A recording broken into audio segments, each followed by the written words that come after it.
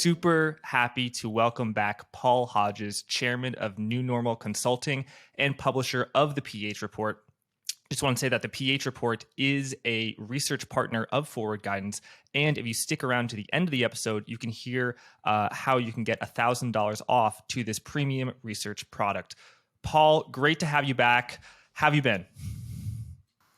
Oh, thanks, Jack. Yes, I think busy is the word. I mean, the devil makes work for idle hands, and the events of the last few months since we last talked have certainly kept us very busy. Yes, in the same way that a lot of folks want to know about central banks and hiking interest rates, and so I've been a little bit busy, and it's kind of in demand time. You too, your knowledge has been in demand. You are an expert in the chemicals business, as well as just business cycle and macroeconomics. But your specialty really is in the chemicals sector, which was quite niche, quite a rare field of study when it comes to finance.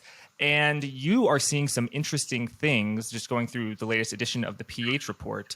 Can you explain why the PH Report? It's called, happens to be a reference to your initials, but it also is a pH report. It's in a litmus test measuring basic for acidic. And you view chemicals as the litmus test for the global economy. And it has a big leading indicator. What happens in the chemicals industry in February is what is going to happen to the global economy in November, for example. Can you talk a little bit about that, what you saw in 2020 and 2021 that sort of led you to think inflation was on the way, and what are you seeing now? Right. So, I mean, it's cut to the chase to start, Jack. I mean, what we saw initially, sort of a year or so ago, was really entrenched in inflation. And we were having arguments with the central bank and people who were saying this is all transitory and so on. And then for the last 6 or 9 months, we've been having arguments with the same people over recession, because we're very clearly seeing recession now. And I see the IMF has finally adjusted to this and so on. And our third call on this, which I'm sure we're going to get lots of pushback on as usual for the previous two, is this is really going to hit earnings. And, when I look at a lot of the forecasts on the street, they all say, oh, but the PE ratio is okay. It's actually come down a bit. So on. And I'm going, guys, have a look at the E bit of the PE before you say it's okay. Because if that E is going to be halved, which I think is not unreasonable in many cases, then maybe it's not quite as good as you see. But the reason why we can do this is that chemicals is a very, very large industry. It's the third largest industry after energy and agriculture.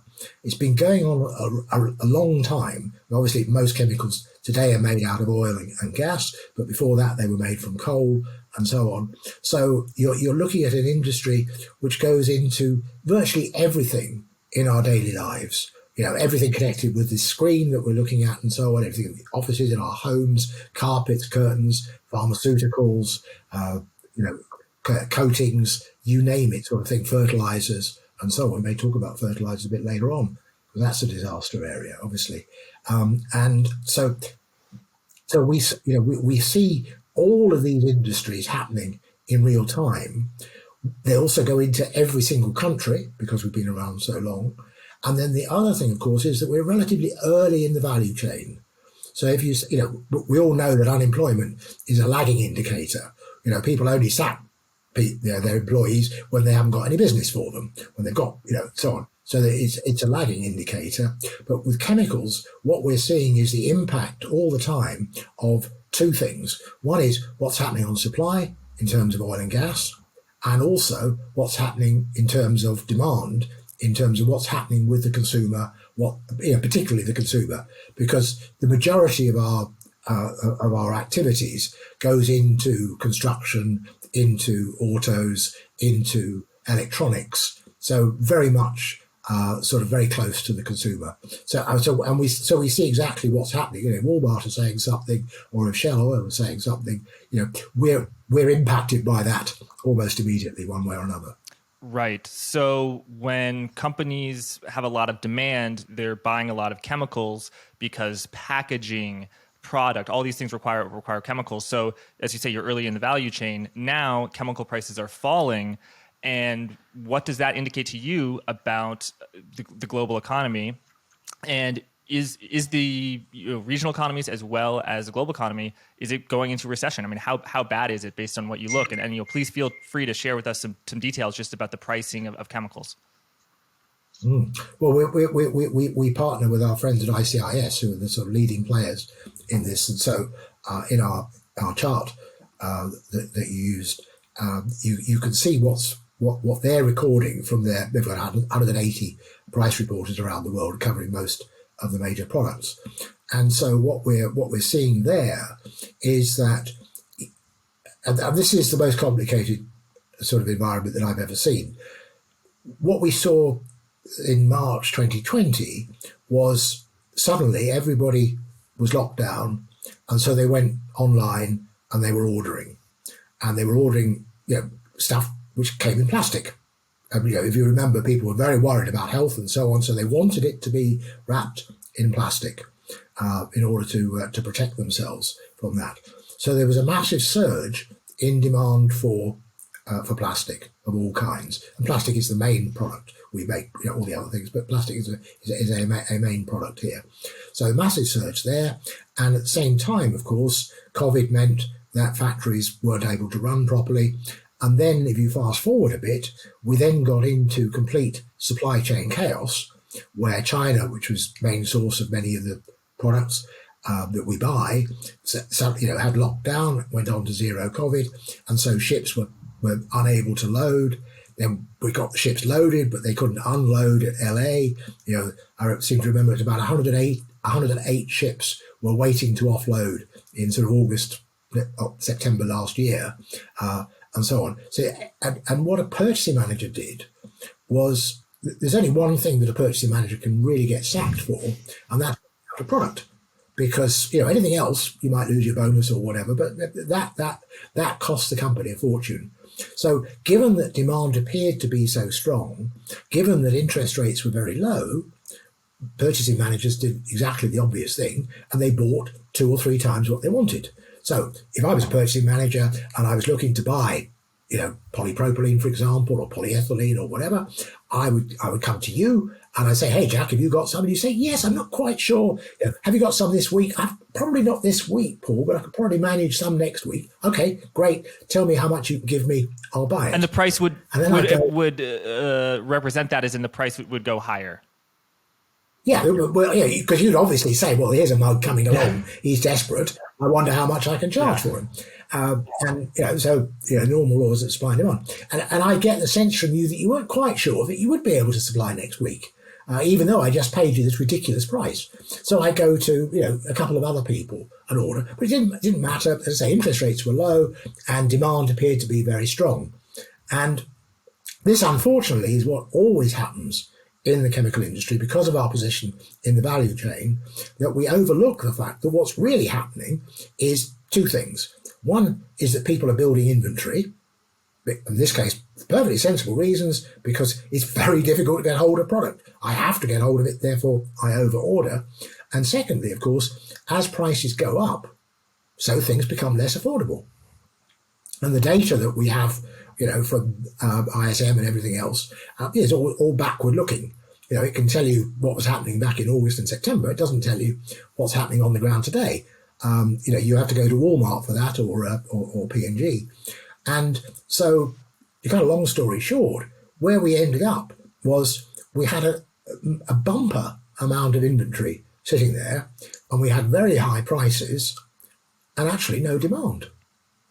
Oh, Houston, we have a problem. And so now what we're seeing is that inventory being unwound and prices falling and operating rates coming down.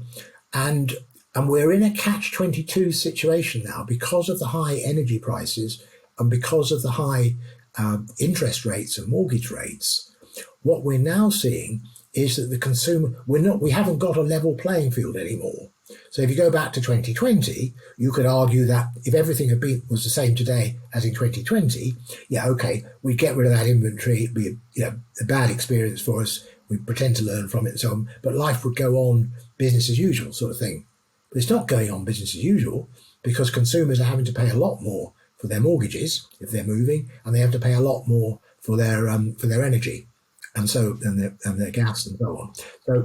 So the world has shifted around, and what we're saying is because of that, consumers have less discretionary cash, so company earnings are going down. Thanks for explaining that, Paul. What is your level of confidence? I'm sure that maybe in 2015 and 2016, prices were falling. That didn't lead to a recession, though. It was just a mid-cycle slowdown. What's your level of confidence that the level of growth won't just slow, let's say from 9%, which is too high, to 2%, but that it will actually dip into negative terms in inflation-adjusted terms, which we've already had in the U.S. So what are the odds that we're already in a recession or are soon headed for one? Let's say across three regions, the U.S., Europe, and China, Japan. I think we're 90% in recession in Europe, and the same in Asia.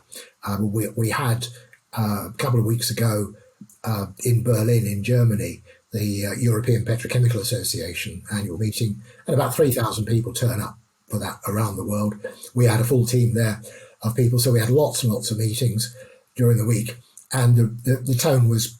I think the best tone came from an American who came in saying, the first time I've been back to Europe now for 2 years because of COVID and so on, boy, has it changed. And we went, yeah, that's changed indeed. Yeah. He said, until, when I was sitting in Houston, I was pretty sure that Asia was in recession and Europe was in recession. And now I've come here, I've gone, well, surely the US is in recession too. We just haven't noticed yet. Right. Paul, let me explain that a little bit for the audience. So there's chemicals which large companies buy, and that's a harbinger of what's to come in the global economy, as we've been talking about. And then there are the companies that make those chemicals. And a lot of those companies are often attached to major oil and gas companies because input costs to produce naphtha, polyethylene, stuff like that is oil, natural gas, other hydrocarbons. And the Shell, for example, has a lot of hydrocarbons laying around. So even though Shell, as a company, is doing fantastically well financially because the price of oil and natural gas is sky high, the unit called the chemicals unit, not the refinery unit, which makes jet fuel, which is also very high, or gasoline, but specifically they make naphthene, polyethylene. Though that specific part of the business, which you have a lot of experience in, is that is an absolutely really tough business right now, because what you're selling is the chemicals, which are collapsing in value, and your input costs are oil and gas, which have skyrocketed in value. So they're getting it on both ends. And so you were just at this conference where you were meeting other people in the industry of the chemicals industry. And can you just say, yes, how negative was the mood? I mean, was it some of the most negative sentiment you've seen in your career? And was there gallows humor? Just tell us just how grim it was. Just how grim, yes. I always think if you watch a news broadcast and they say, how bad is it? That tells you it's pretty near catastrophe. If they say just how, you think, I always want my correspondent just how serious to turn up. Well, I'm your correspondent. Yeah, exactly. There you are. Just how Jack. The mood, on the one hand, of course, was very positive because it's the first time that most people have actually had an in-person meeting like this for a couple of years. And it was wonderful timing, because the one thing you do need to do at times like this is to meet your colleagues from around the world and exchange notes and so on. So it was incredibly valuable from that point of view. The tone is, and I've not been a fan of central banks, but I think the central banks are coming around to reality finally. And Christine Lagarde, the president of the European Chemical Bank, Freudian slip there, Paul. Next week, the European Central Bank actually came out in August with a mea culpa and said, our models don't actually reflect some of the key things. And she itemized 3 key things. She itemized geopolitics, energy prices, and demographics. And she said these are things that are not reflected in our models, and clearly they are what's really driving the economy at the moment, which is, of course, great, because that's exactly what we write about in the PH report all the time and what we talk to our clients about. So one is kind of pleased that at the end, she's no longer looking at her models, she's starting to look out the window. But in answer then to your question of just how serious this is, the only comparison I think in the post-war world is with the mid-70s, early 80s, with the OPEC oil embargoes. And if you look back at the photos of 73, 74, and the lines of cars, queuing up for gasoline in the US, and the same lines of cars everywhere around the world. Governments in Europe getting out World War II ration books and issuing them to car owners and so on. That was pretty bad. The economy obviously went into a nosedive. We had 3-day weeks and so on, etc., etc. But of course, it was only oil. So natural gas was okay. And also, we didn't have a major war in the European continent. We had the Vietnam War. Don't want to underestimate that. But Vietnam at the time was not a major economic center. So now you've got a position where in Europe, because of what's happened on natural gas and first of all the cutbacks that President Putin started to show, because of that, you got into much higher prices for natural gas, and tenfold higher. That had another effect, which is that most food that we produce involves fertilizer to some extent. And if you look at Our World in Data, for example, which is a pretty authoritative source, they suggest that only half of the world's population, so only 4 billion people, could be fed without nitrogen fertilizer. And what you've now seen for several months is, because of the high price of natural gas, 70%, that's 70% of ammonia production and fertilizer production in Europe is now shut down. Now, we haven't noticed that yet. We've seen some increases in food prices, in milk and butter and things like that. But we're now coming to the planting season for next year, winter wheat and then so on and so forth. And there simply isn't either the availability of fertilizer or the affordability of this. So if you look at those charts of how it was, what you're seeing in 70 to 78 is that the interest rates were much higher. And if you look at today where we are, we're seeing a picture where the S&P 500 has been coming down. And if you invert the 10-year yield, that they'd be matching each other. And that's quite unusual. Yes. If you look at a normal pension fund, they would have 60% in equities and 40% in bonds. So if the S&P goes down, the bond price goes up. That's not what's happening today. Now, people keep saying, the Fed is going to pivot. We keep having these brief rallies and so on. But supposing for a moment that Lagarde was right, that the models aren't telling you the whole truth, and that actually what you need to be looking at is geopolitics, energy prices, and demographics.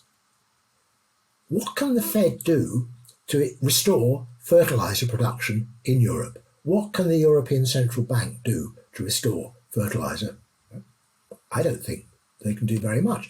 What can they do, for example, in China to stop the zero COVID policy, which is really decimating the economy, to the point that China isn't actually publishing at the moment its Q3 GDP estimate. Really? It was suddenly cancelled this week. So, well, we don't know why, but it implies, when people cancel something, implies usually that things aren't going that well. And things go very well during a Congress, you tend to say, aren't we doing well? So there's that. And of course, there's demographics, because the whole of the story, we've talked about this in the past, we may come back to it, is why have the central banks done all this stimulus for the past 20 years? Because essentially they are printing babies. And printing babies is essentially, you've got an aging population. You've got people now, the only growth segment in the developed world today is the over 55s. That's a picture for China. It's the same if you want to look in the developed world as well. Japan is obviously the most advanced example of that, but all the countries are the same. So if your only growth segment now is in the over 55s, unfortunately, what that means is that people are that growth segment is actually buying less because they already own most of what they need, right, and they are retiring, so they have less money. What you want, which is what we had for 20 years, which was the boom, the baby boom, when you had all those babies born after the war, globally, between 1946 and 1970, in the States particularly concentrated between 46 and 64, of course you had a lot of inflation, because you had lots of demand, and also you were moving from a wartime economy. You've got a factory that was making tanks and fighter planes. You can't convert that overnight to make refrigerators and washing machines. So of course you're falling behind, and so on. Friedman identified this with monetary policy. Well, correlation is correlation. I agree, but it's not the cause. It wasn't monetary policy that caused all that. It was demand, right. And demand comes from people. Now, because of Friedman, because Friedman didn't have access to the demographic stats at the time, so I don't blame Friedman, but I do blame Bernanke, I do blame Yellen, I do blame the other central bankers, because they took this as gospel because it boosted their power. Oh, we control this as independent central banks. And what they didn't do was look out the window and say, actually, the world has now changed. All of those wealth creators are now moving into the perennials group. And what is worse for the economy, but jolly good news for you and I, is that these perennials are living longer. So instead of people, if you go back 100 years, people died at 50. Then, in 1950, they were dying at 65, around pension age. Now they're dying at 80. Now, this is really very good news for individuals, but it's very bad news for economic growth. So which do you want? I don't think that there are many politicians who would run for office on the basis of let's somehow eliminate everyone over 65 so we can get back to growth. Yeah. I wouldn't vote for it. Paul, so that's a disinflationary trend that you've identified. The aging populations, people who are younger, they buy furniture, they buy houses, they have babies. People who are older, they don't. They save money more on the margin more than spending money. But that disinflationary tailwind has been with us for 30 years. How do you square that with the inflationary headwind we have of commodity price surges, the war, the offshoring into higher labor intensive industries? Because that chart that we showed earlier of the S&P 500 and the inverted 10-year yield, frequent viewers of this program will be familiar that sort of a hallmark over the past 30 years of portfolio management was the 60-40 portfolio. You own 60% stocks. Those will get you some solid returns. But then if there's a recession, bonds will do well, and they'll sort of ballast the falling equity prices. Anyone who has a 60-40 portfolio this year knows, unfortunately, that's not been the case. Bonds have fallen in price alongside stocks, meaning that yields have risen. And that the real last time that happened is the 1970s. So if you're drawing a parallel between now and the Yom Kippur War in the 1973, 1974, do you expect bond prices to continue to fall with stocks? Because it seems like you sort of have these two trends where on the one hand, you believe the structural disinflation from demographics, but on the other hand, you notice these huge supply side constraints that may continue. So, and also the recession that you currently see in China and Europe, and you see imminently in the US, if not already. Do you think that will significantly slow inflation? If I wake up in the morning and I feel a bit down, the sure way of cheering myself up is to read the market commentaries, because the market commentaries, by and large, focus on the yield curve. So this is a bit like the Greeks, and we want to know if we're going to be able to win the war against the Trojans, for example. So we go up to Delphi and we pay the high priestess some money, and she kills a bird and she opens it up and she throws it up in the air and the way it lands and so on. And we go, yeah, it's going to be okay. You're going to win in Troy or not, as the case may be. And yield curves are like that. This is the sort of black box of thing. So, I mean, I'm not saying that the yield curve has no relevance, but what we're looking at today is a very complicated world, a world where China is pursuing a number of policies which are really pulling down the economy and creating international tension, where you've got in Europe, you've got President Putin, killing people. First war we've had on European soil in that, with a major power. We had it in Serbia and so on in the 90s. So we've got a massive war going on there. We've also got major sort of splits in the States, as we know, polarization, so on and so forth. And so if you're trying to make sense of what's happening, you need to have a lot of experience. Because experience doesn't necessarily, Mark Twain is right, history doesn't necessarily repeat, but it does rhyme. And so you can look at something, and if you're able to look back and say, well, actually, this is what happened. Now, that isn't the same today. So obviously the results weren't the same, but you're starting. But wait, Paul, are you telling me that if someone's 22 years old and they saw a chart of a yield curve on Twitter, that they may not automatically understand the workings of the global economy and where the global economy is headed? Is that that's crazy? Oh, well, I mean, obviously, you've just called me out there, Jack, and I have to admit that this is, my life is wasted. After 22, it's finished. Well, Paul, that joke aside, I do have to stick up for my brethren in macro. That yes, you are an expert in chemicals, and chemicals does have a very good track record of forecasting economic growth or economic contractions, aka recessions.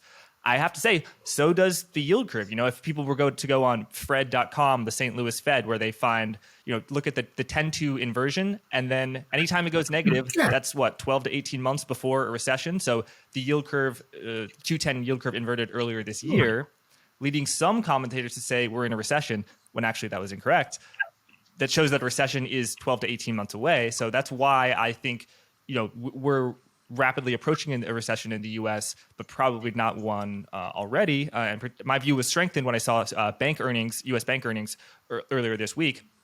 But the yield curve does have a good track record, and it definitely may not be I would say it's similar to chemicals, where it's not a cause of economic slowdown, but it is heavily correlated. And if you're trying to look at, if you're trying to make predictions, actual predictions, correlations all you need. You don't need to know, the fall in the price of ethylene is causing a recession. No, the recession is causing the fall in the price of ethylene, and that's why we're able to foresee a recession before it happens in a way that mainstream economists measure. So, are you? Yeah.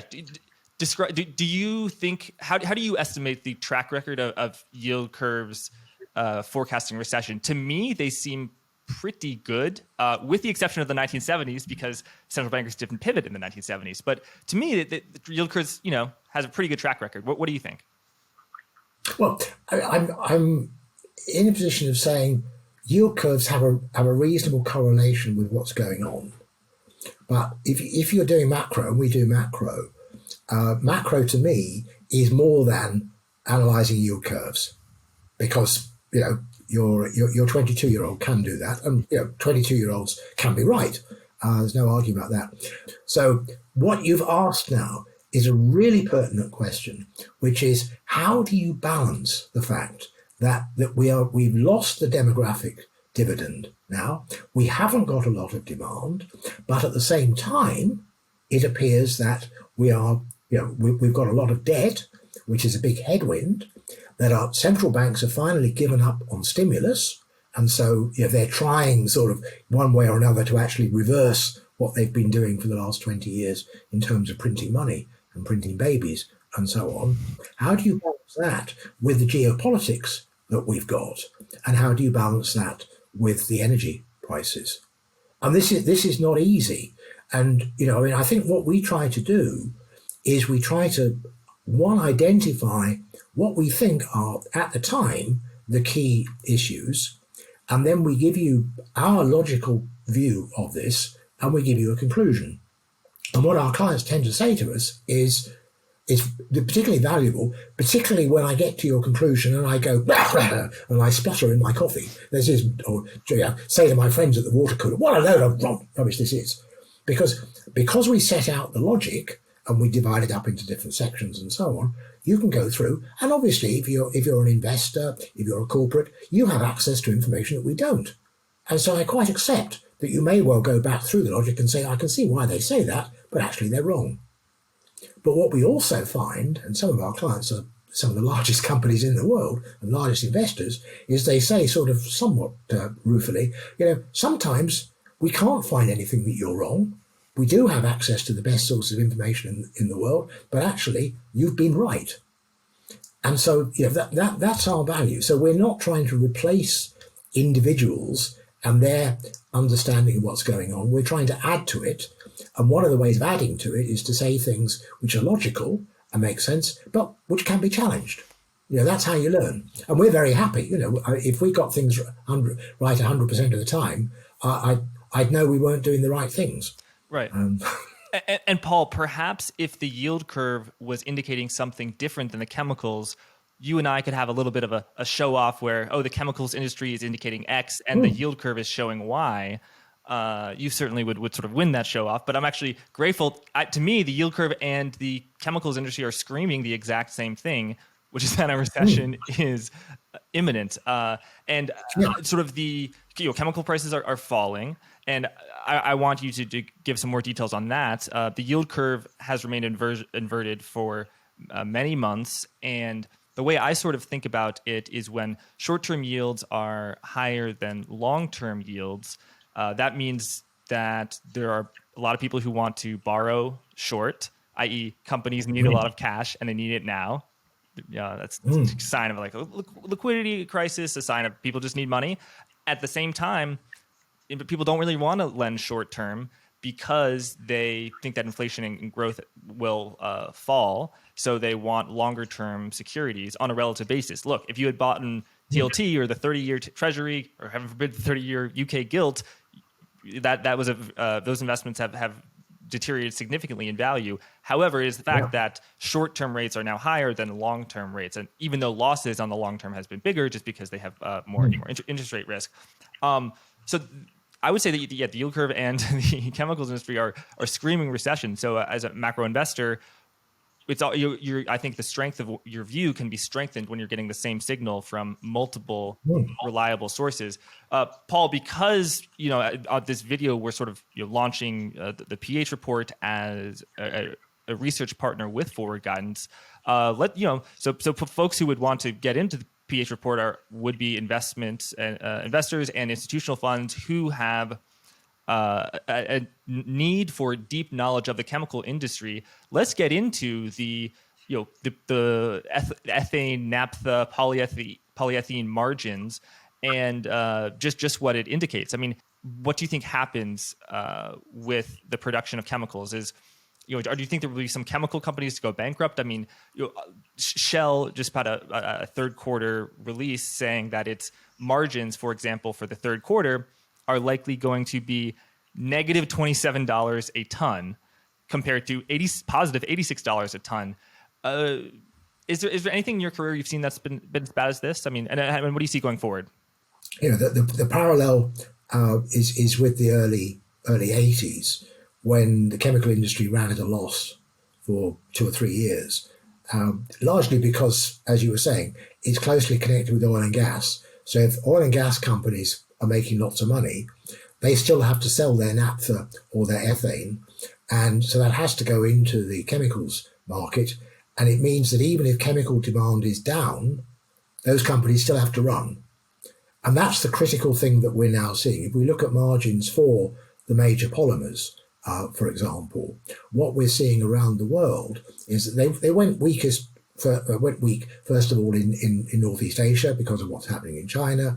Then obviously they went weak in Europe because of that, and they also went down in the States because the States has built a lot of capacity to supply China. Well, sorry, there ain't a lot of demand in China. So you've got I think you've got a potential over the next 2 to 3 years for some really major shifts going on. What we do is we start with the data and we try and understand what the data is trying to tell us. We don't start with a hypothesis and then find some data to prove it, because you can always do that. So, and that's why we can always have a dialogue with our clients, because we present the data and our clients can always come back and say, well, actually, I think you've missed, and so on, which is good. That's how we learn. And so if you look at what we're seeing today, it's one of those situations where it's probably easier to know what's going to be happening in 2030 than it is what's going to be happening by Christmas. Because by 2030, I think you can be reasonably confident that we won't, central banks won't be doing stimulus and all of that. We will have finished all that. Hopefully the war in Ukraine will have come to an end. Hopefully, China will have stabilized, but at a much lower level of economic output. Debt levels will be lower. Will have moved very significantly towards a net zero position, because fossil fuels, after all, I was speaking at a conference yesterday to 1,000 people, and when I said, every ton or every pound of plastic that we make is support for Putin, and we must move away from this, everybody cheered.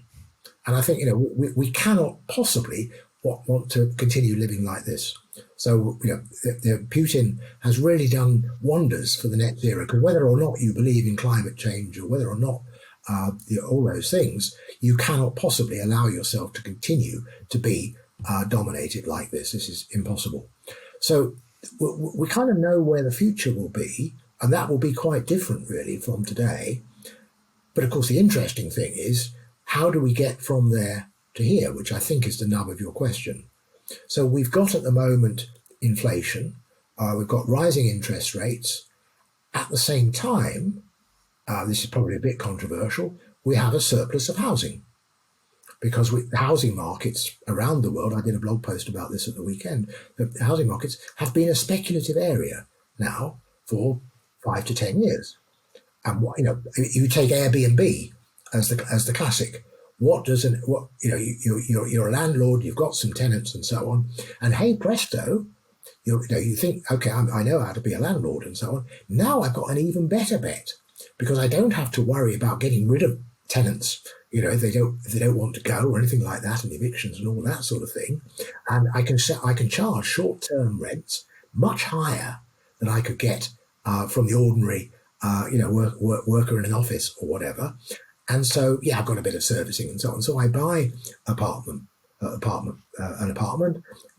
I rent it out. And then the value of that goes up because Fed keeps pushing out more money. So now I can buy another apartment. And before you know it, I've now got 20 or 30 or 100 apartments, which I'm renting out on Airbnb. And so I'm a multimillionaire on paper.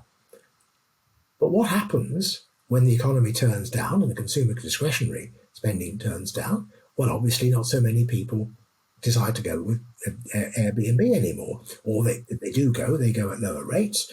And suddenly the interest rate that you've got has gone up. And so you're now facing the state where you're going to have to sell some. So now you're going to be selling Airbnb apartments into a falling market. There are many ways of losing money, but that's at a time when most people buy with borrowed money, and mortgage rates have surged from 3% to 7.5%, and it's getting way more expensive to buy property with a mortgage.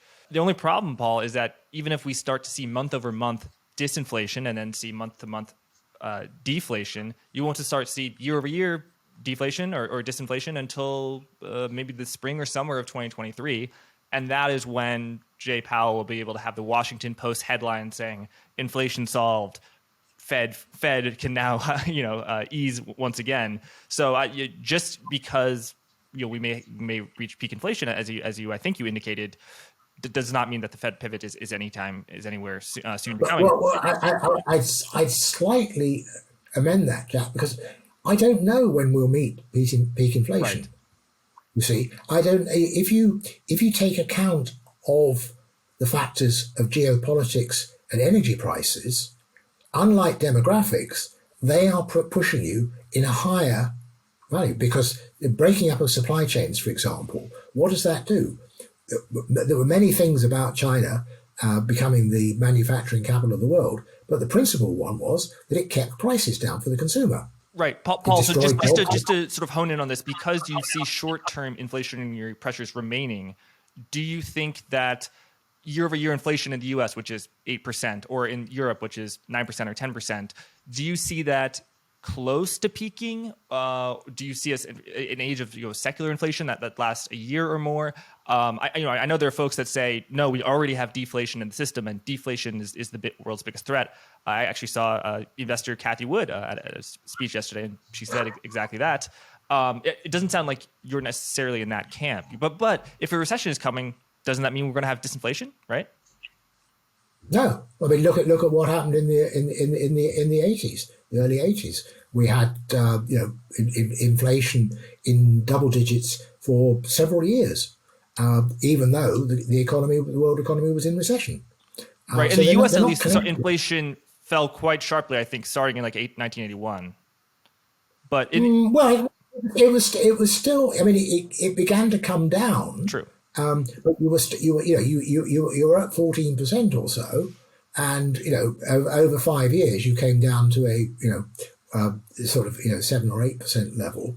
But what we then saw, and this is a critical point, going back to your point about the 60-40 portfolio, what we then saw from the late 1980s onwards was a near 40-year downtrend in bond yields.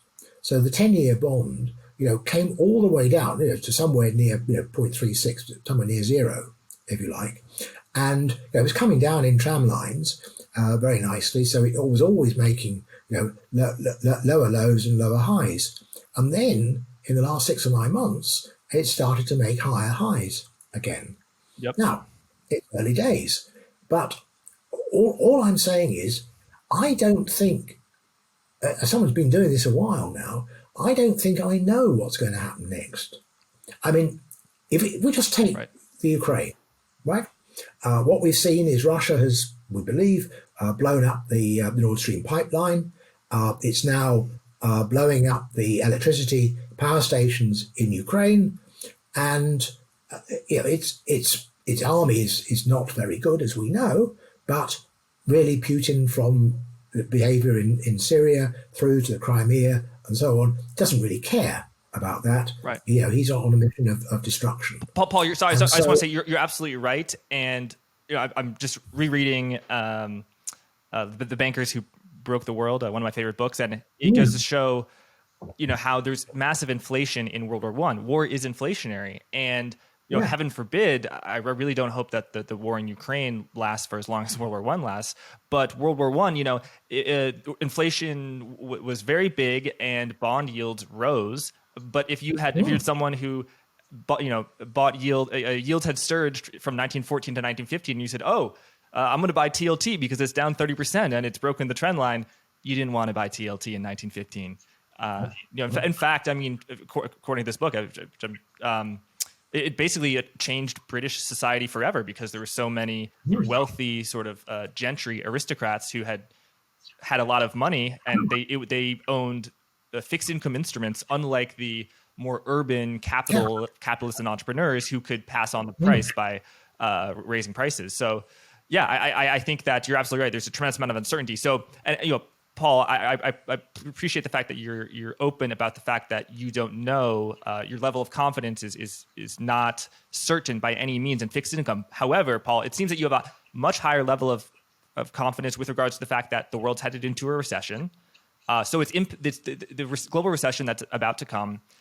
You're saying you don't know what its impact on inflation will be because there's so many other variables: supply side, war, commodity price inflation, etc. However, you do say, and this is the thing you said at the beginning, that its impacts on earnings, corporate earnings, will be quite negative. You started off our interview by saying that the stock market has fallen 20%. And people said, the stock market's a buy because the price to earnings ratio has compressed, because the price to earnings ratio is basically an inverse of a earnings yield. And you compare that to a bond yield. Bond yields have surged, so earnings yields have to be higher, which means the PEs have to be lower.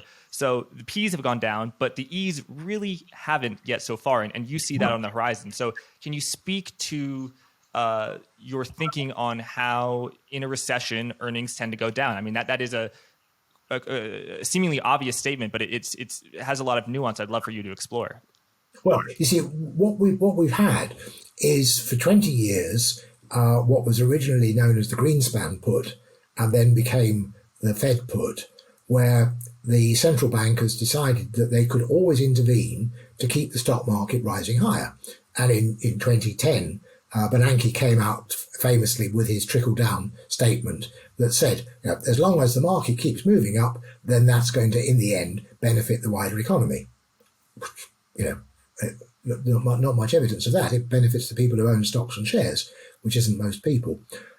So that's where we've been. So people are very understandably got into two things. One, bad news is good news. Yes. As soon as I hear bad news, that makes it more likely that the Fed are going to come in and rescue us. And secondly, the idea of buying the dip. Because after all, we all know, you and I know in our hearts, Jack, that house prices can never go down now, and stock prices can never go down. So, and for 20 years they haven't, despite global financial crisis and everything else and so on. So we know that's true. So the only question is, and this is why I would argue that our report is actually quite important, because up till now, the only question for an investor has been, what is Nick Timiraos saying in the Wall Street Journal about how Jay Powell is feeling? Was he feeling comfortable having his croissant or whatever it was for breakfast? Was he in a good mood? Had he indigestion from the night before? Because this is vital.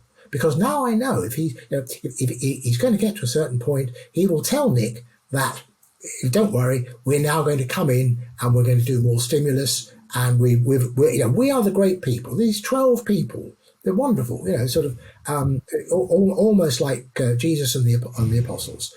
They can magically run an economy of 7.9 billion people just by raising interest rates or printing a bit more money and so on.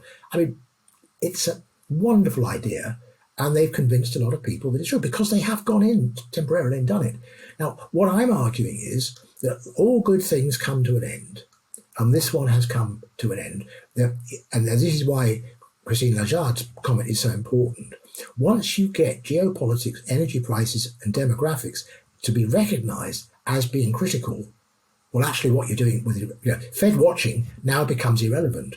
What you have to do is you have to go back and relearn what we all had to learn in the 70s and 80s about how do all these things play out. Because it's not easy. It's not easy at all. But what you can do is you can say, and that's what we try and do with our clients in our reports, is we try and say to them, look, this looks like the balance of risk at the moment. We have our sentiment indicator, for example, which has done a brilliant job so far. At the beginning of the year, it pointed down. And every single, I think, commentator in the US was saying that 2022 was going to be a year of recovery after 2021, so the S&P had to go up. And we published in December the sentiment index and said, no, it's actually going down. And it has indeed gone down. And what was even better, although I don't know that this will always happen, is that it did actually pick out the false rally that we had, the bear market rally, in the summer. And you can see that was there. And then, of course, it fell apart again. So, so what I'm saying is if you want to continue to watch the Fed and you believe that in time we will go back to that world, I accept that. That is a point of view. It's been validated by history for 20 years. It could be right. I personally don't think that that's where we're going. We don't think that.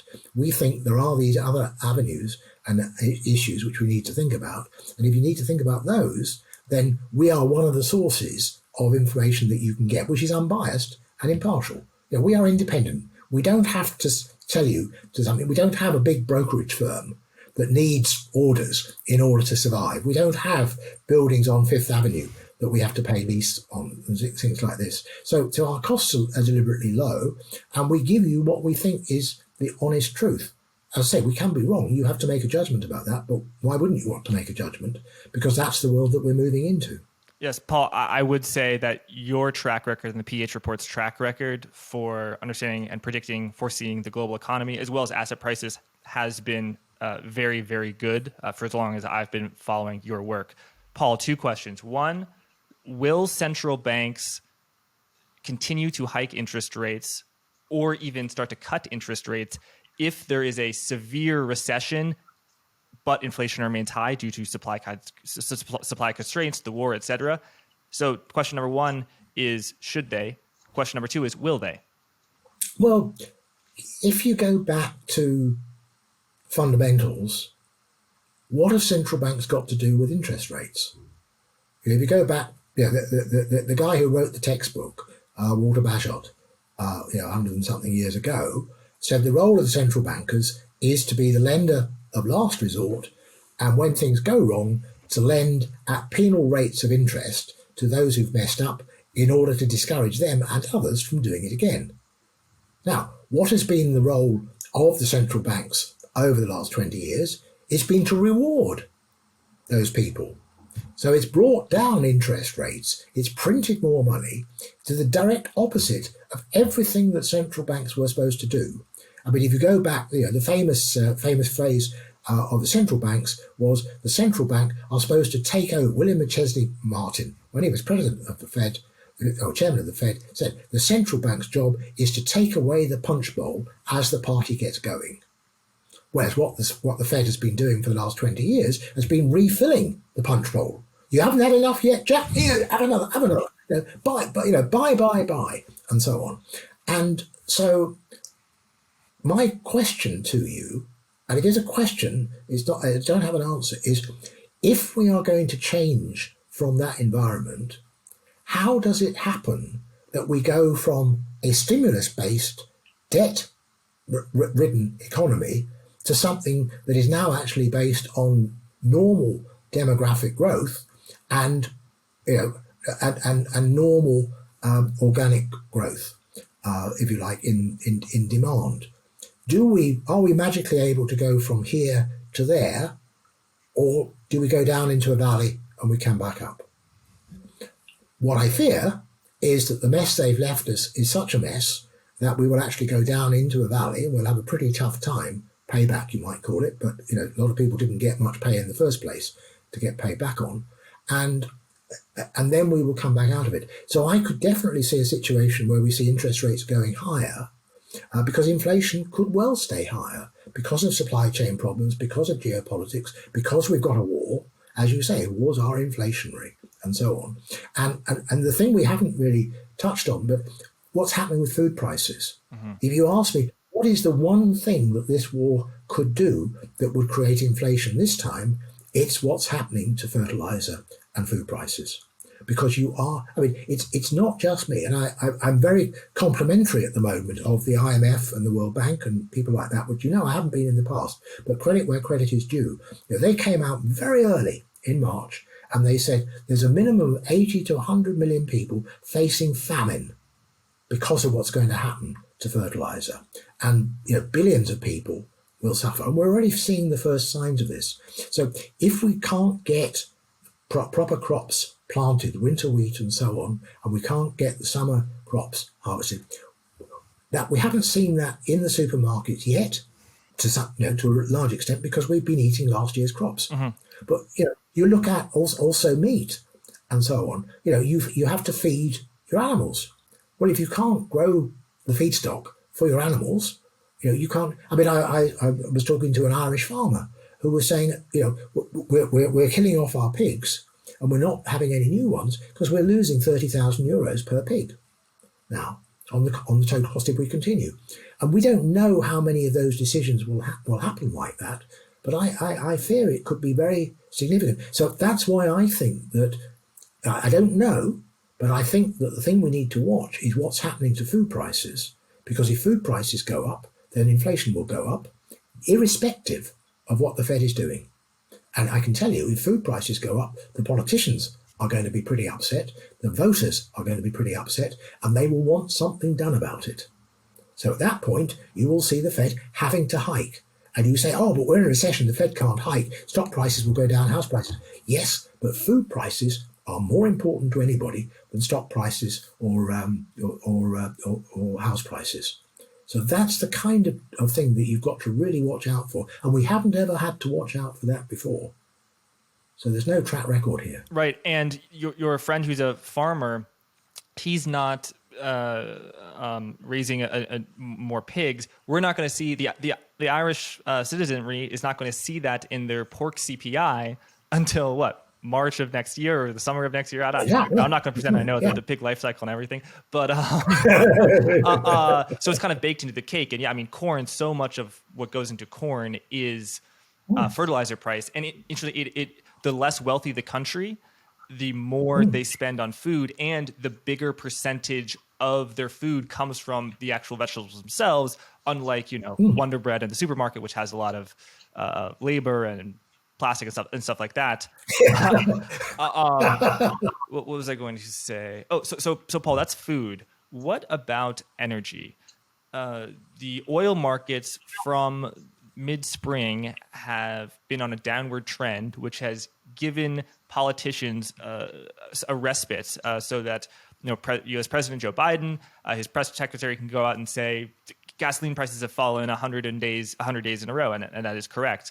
So gasoline has gone down, the price of oil has gone down, but that was at a time when the Chinese economy was in a COVID lockdown, and maybe 2 million barrels of demand were off the market. As well, the U.S. government was releasing barrels of oil from the Strategic Petroleum Reserve, up to 1 million barrels a day.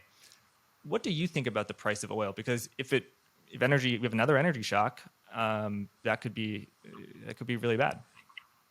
Well, I was an oil and products trader in Houston, Texas, for 2 or 3 years.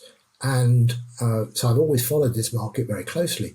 What is strange about the market for the last 10 or 15 years has been the way that the hedge funds have come in, and they've tended to, because when I was first around, futures markets were coming in, and the idea was that oil and chemical companies always had more or less the same kind of view, and so there was, you couldn't hedge your position, but you wanted to hedge because obviously, you did get it wrong. And so the idea was, let's have a futures market at NYMEX, and let's get the New York dentists and the Belgian dentists and so on to pop out from the chair, inflicting pain on their patients and speculate a little bit. Do two things at once. And speculate, and that created the liquidity. And if you go back, for years and years, the futures market had about twice the physical market, which was perfect. So you could always hedge your position. Somebody was prepared to take the other view. You could be right, they could be right. That was how it worked. And then you got into the stimulus programs, and suddenly hedge funds had this enormous amount of money, and they started running algorithms and so on, and they came to the view that if the oil price is going up, then the dollar is going down.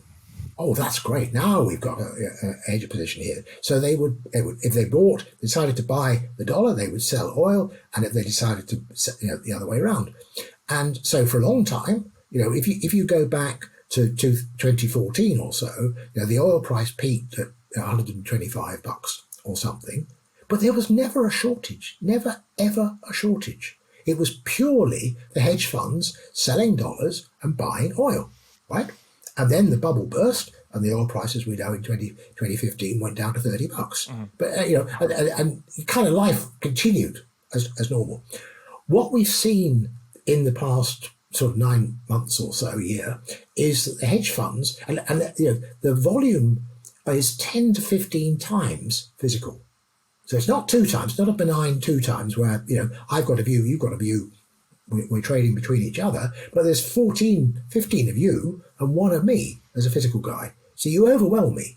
If you decide, and you've got free money from the Fed, so why wouldn't you? If you decide that you're going to bid up the dollar, then down goes oil. And that's what's happened. But if you look at the fundamentals, I hate to mention the word fundamental here, but diesel is screamingly short in a way that we haven't seen for 10 or 15 years.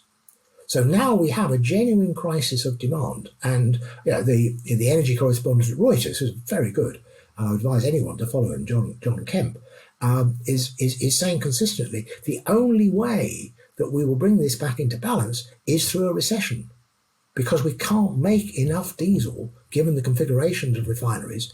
And of course, one of the things that's happening is we're moving towards electric vehicles, which means that people aren't investing in refineries anymore. Right. They're closing them down, right? And that's perfectly natural and so on. But in the short term, of course, you never get the balance right. Sometimes you're going to have too much, sometimes you're going to have too little. But it's not helped by all this money going into dollar versus commodity trades. Because that distorts, the prime role. If I come back to something, the prime role of a market is price discovery. I have an idea about what I need to pay and what it's worth. You have an idea about what it's worth, and we meet in a market to settle that price. And either I buy and or you sell, or the other way around, or we don't do a trade because we don't like the price. But when the central banks interfere with this, the Fed, $7.8 trillion, when they come in, they completely destroy that key function. And so the reason why I'm very cautious about how these things play out is what happens as we now move back to price discovery, genuine price discovery in the markets. At what point are we going to find, for example, that people realize they have to pay double the price for diesel in order to get hold of it? What does that do? What are they going to do when they realize that the prices of food are skyrocketing because you haven't got any fertilizer? How does this play out? I don't know. We've never seen this before. But I don't think it means that watching Fed and reading Dear Nick in the Wall Street Journal will help you plot the course of interest rates. So do you, obviously you could go either way, but would you say the risk for oil, is it to the upside or to the downside? Well, it's if by some wonderful chance the war came to an end, then oil prices would go down. I think, because at that point the OPEC plus cartel would collapse. I don't actually think that's very likely. Unfortunately, I think the war is going to be with us for some years, because the problem that nobody's really worked out at the moment is, how does this end? If Ukraine were to win, then it's quite likely that Putin would use nuclear weapons at some point. Equally, if Putin were to win, then it's quite likely that his next stop would be a NATO country. Either way, that doesn't look very good. So, essentially what you're doing is you're keeping Ukraine in play, you're keeping Ukraine fighting. This doesn't sound great. This doesn't sound, this is not very nice for Ukraine. But this is geopolitics in action for you.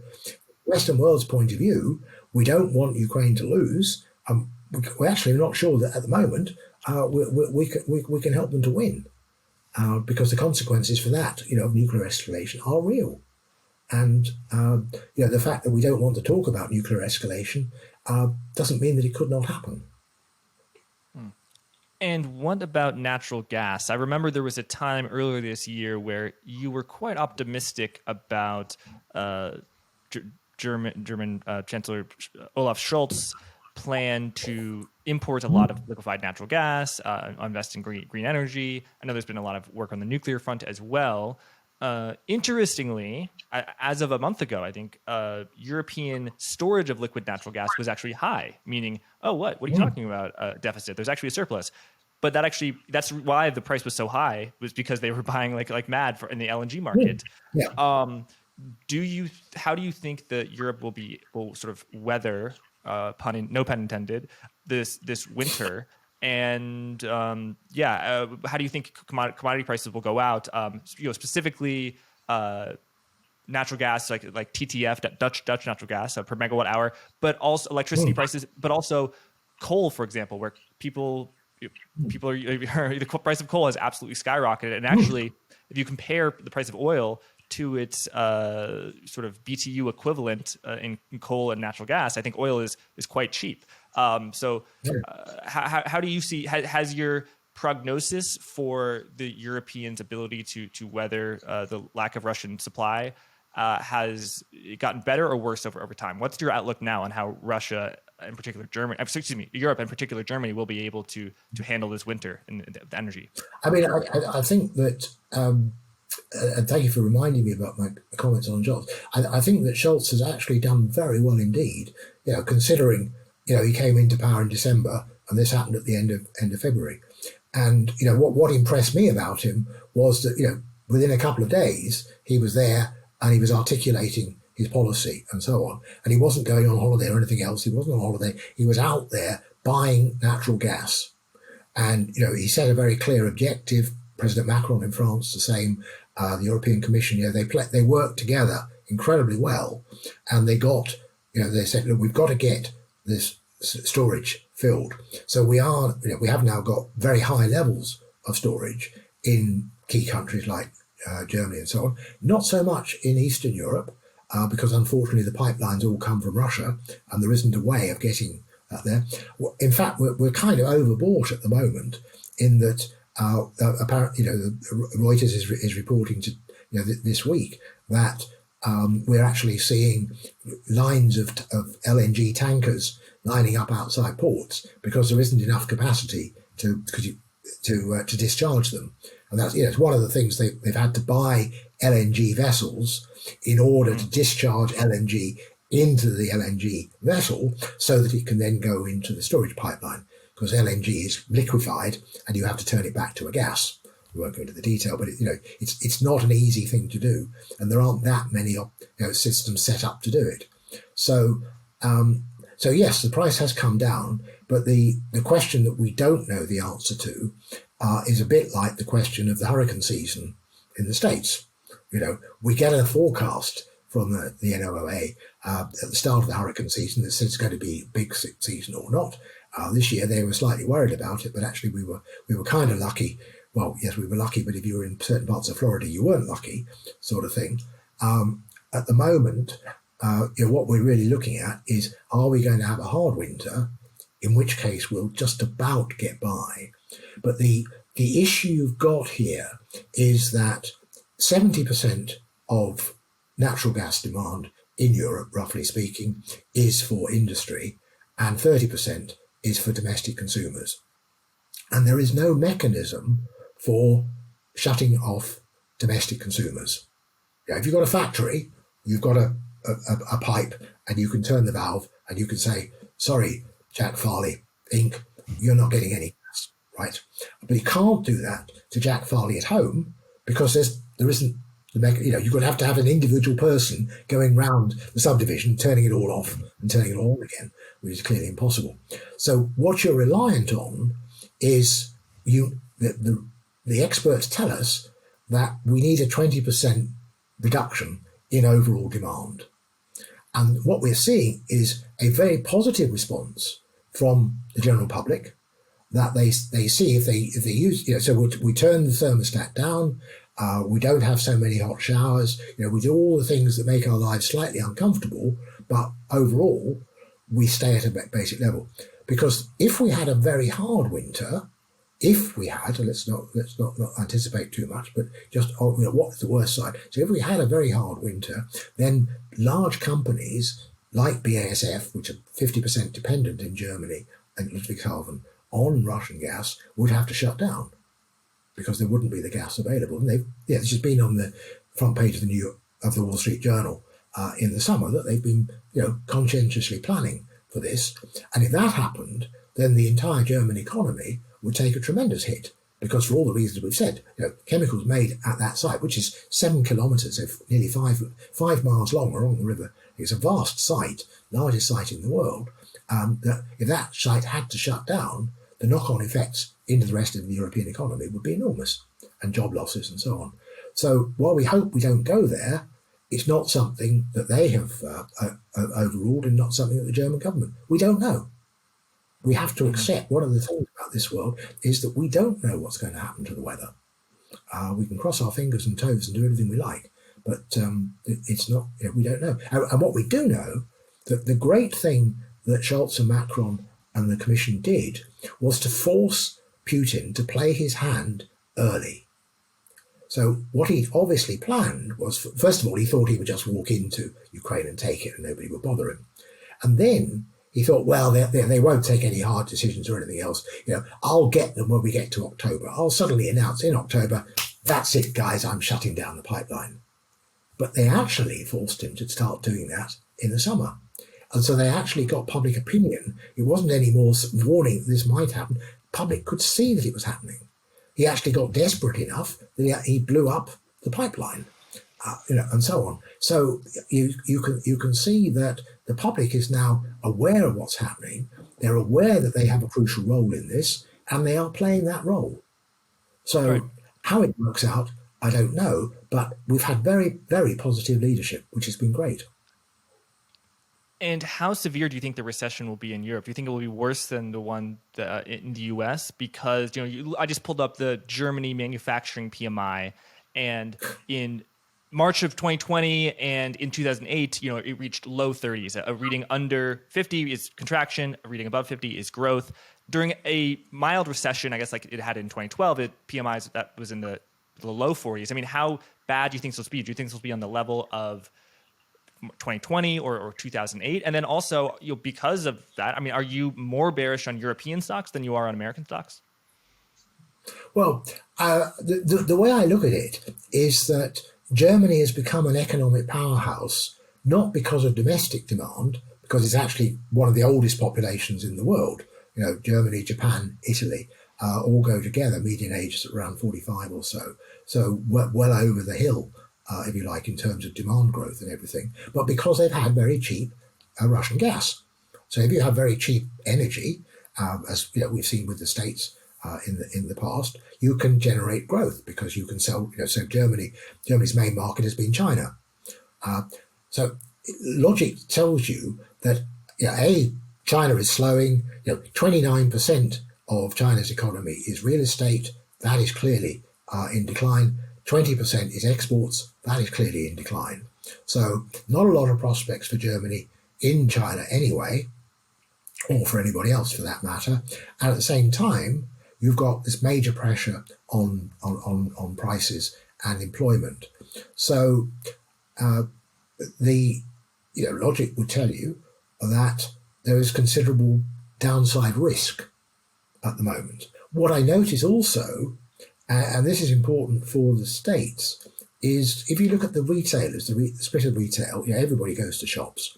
And what happens is when things are going well, people tend to trade up. So they trade from the dollar shops to discounters into the more established stores. And if you're already going to the established stores, you trade up to the premium brands. And you say, well, I'll treat the family, to the, whatever it is, the best, Kroger Best or whatever it is. But the same process happens going down. And so what we're seeing now is very clearly that more people are going to the discounters and the dollar stores, that the volume of premium sales is coming down. Our friends at P&G are saying, oh, yes, well, we didn't get any volume, but we managed to push through our prices last quarter. When I talk to people in the retail area, they say, I think they're going to have an unpleasant surprise, because having pushed through the prices, what happens is people go into the store and they say, it's X for that Colgate thing, shaving cream, for example, or Y for the own brand. I think I'll try the own brand. And given that a lot of own brands are made in the same factories as the thing, they say, it didn't really irritate my skin. I think it was okay. So, and the point of this is you're talking about leads and lags. So you don't automatically trade down, but when somebody pushes up a price, that often triggers a response to say, I think I'll try a cheaper competitor. And so what I'd be looking at if I was in the States today is what's happening to look at the retail sales reports, not overall, but what's happening to the balance between the high margin ones and the lower margins. Obviously, Right. People will still be buying Tiffany jewelry. I mean, people like yourself earning vast fortunes from bringing this wonderful content to everybody. You naturally be buying at Tiffany's for Christmas. That's great. People like humble scribbles like myself, we'll be going to Dollar General and seeing if we can get something, cheap. Yeah, when you're buying diamonds, you like to buy cheap diamonds. You don't like to Well, splurge. I actually like the zirconite ones myself, and I hope they're not noticed. Paul, that is, if you're right. I mean, if we're headed to a global recession, I mean, definitely will be a different world than the world that we've known from the summer of 2020 to recently, where the economy has been growing. I mean, when the economy is growing and the economy is shrinking, it's a different feeling, and everyone can feel it. Paul, it's been such a pleasure having you on Forward Guidance. We've referenced throughout our interview your report, the PH report, and Forward Guidance is running a special where listeners can get $1,000 off your research service. So just so people know, it normally costs $10,995 per year, but they can get it for $9,995. And as people can listen from the price point, it might be expensive for the sort of a lot of retail investors. So tell us, Paul, who is the typical client base for the PH report, and why might they be interested in subscribing? Well, we have three sort of types of clients, if you like. We obviously have institutional investors who like to go into detail in this area, and that helps to guide their trading activities and their brokerage recommendations and so on. We also have corporates because if you look at the main forecasters, they tend to be much of a muchness. They don't want to say anything that's bad because that might cause cancellations and so on. As I said, they've got high overheads. Whereas if we see something bad coming on, or if we see something good, we tell you about it straight away. So we're a bit of a sort of, as I say, litmus test in that sense. And then we also have quite a lot of wealth managers and high net worth individuals as well. Because if you've got a reasonable portfolio, or if you've got a client base of people with reasonable portfolios, people find that what we're talking about is fairly relevant. I mean, every 3 months, as you know, we do an in-depth deep dive on the auto industry and what's happening there. And so, if you're interested in autos, either as an industry itself or as an indicator of the wider economy, you can find a lot of stuff there that we pull together, as I say, always with the judgment, which is what people find helpful. So, it's quite a nice little balance that we have. And of course, it does mean that we can talk to these people and we gain the benefit of their insights as well. So it's a two-way process that happens. Right. And your report is on specific industries, autos, chemicals, policies for commodities, OPEC, stuff like that. It is very in the weeds. As you said about yield curves, there are different research products that are great that people talking about yield curves, but you're very specialized and industry specific. And I do encounter a lot of research, and it is the most in-depth industry specific research that I've come across. Paul, if people want to take advantage of this deal and sign up, where should they email? And also, can they get a free sample report just to see what they're getting before they pan over the $10,000 check? Yeah, I mean, it'd be lovely if people just want to write us a check. That's fine. But yeah, no. Normally people like to see a copy or two, and we're very happy to do that. I mean, the easy way is I could either contact you direct, and you could pass it on, Jack, or if people want to write to us, our details are on the web. The company is New Normal Consulting, and the website is new-normal.com.